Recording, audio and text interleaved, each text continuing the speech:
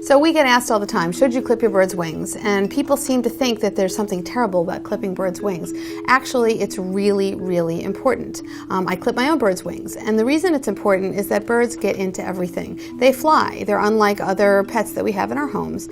And as such, it's wonderful for them to fly, but they get into trouble. They fly around into mirrors, out windows and doors. They'll fly on top of the door. We won't know they're there. We might close the door and then slam the door on their toes. They will fly into hot pots of water. They'll get stuck in places. So wing trimming is important, and I think the thing to remember is that it's not permanent. So if you trim a bird's wings, they will grow back. Do you want to explain how we do that a little bit? Absolutely. One of the biggest misconceptions with some people is that they believe that clipping their bird's wings will hurt them, and it in fact absolutely does not. It's much like clipping your own fingernails.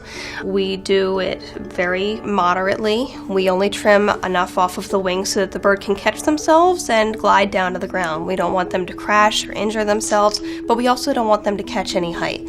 But even with this moderate wing trim, we still advise caution if you're going to take your birds outside. A good gust of wind can still take a bird with trimmed wings up into a tree.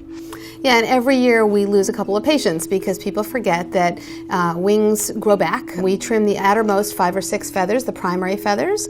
We will show people how to do this at home. A lot of people are not comfortable doing this. But before you take your bird out, particularly if you're out in the countryside or you're taking your bird out at all, you need to test fly them inside. That means let them jump off a table and make sure they don't get lift sailing around your room, because all it takes, as you said, is one gust of wind and away they go. It's not painful. It's really safe. They can still exercise and flap and still move around, but they really do not need to be flying around your house and getting into danger.